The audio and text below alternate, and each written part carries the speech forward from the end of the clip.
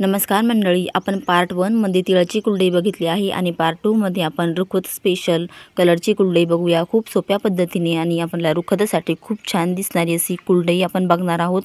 चला आता रेसिपीला सुरुवात करूया। रुखवतासाठी खूप छान दिसते ही कुलडई, तुम्ही करून बघा मंडळी। कशी बनवायची ते बघूया।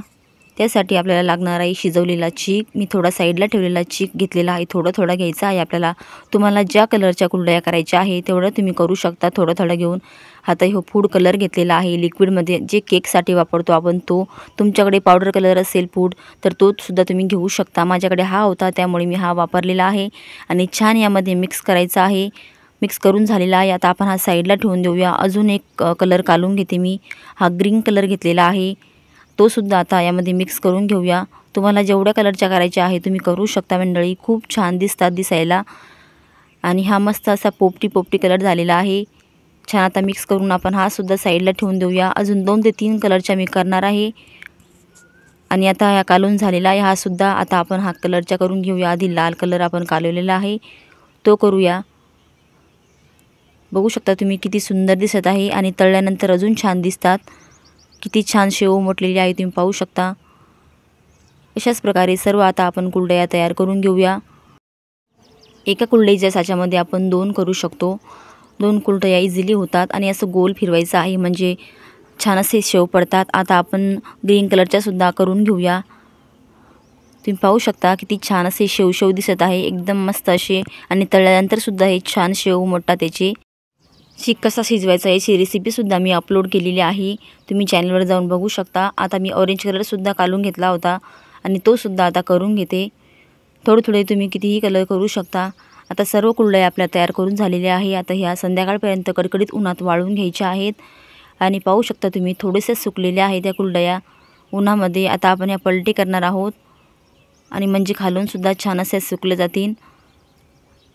पलटी करूया आता आपण लगेच।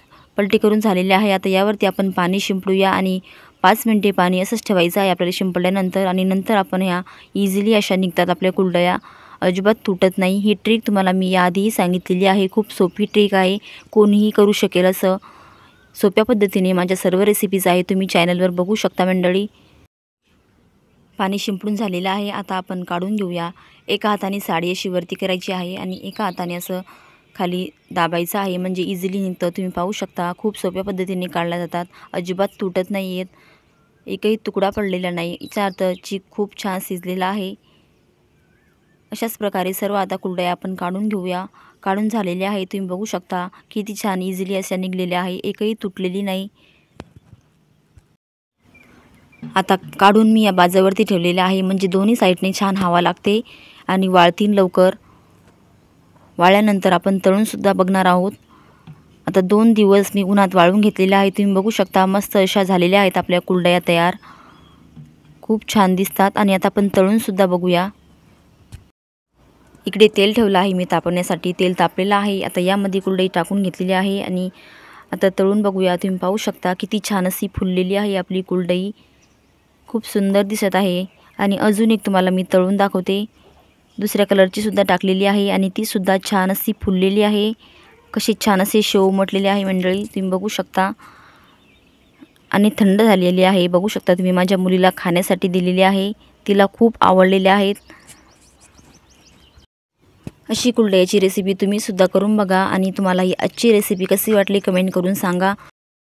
तुम्ही चॅनलवर नवीनच पहिल्यांदा आला असाल तर चॅनलला सबस्क्राईब करून ठेवा आणि त्या शेजारी बेल आयकॉन दाबून ऑलवर क्लिक करा म्हणजे तुमचा एकही व्हिडिओ मिस होणार नाही। तुम्ही पाहू शकता किती छान अशी फुललेली आहे, 2 ते 3 पट अशी कुलडई फुललेली आहे आपली। भेटूया पुढच्या रेसिपीमध्ये, बाय बाय मंडळी।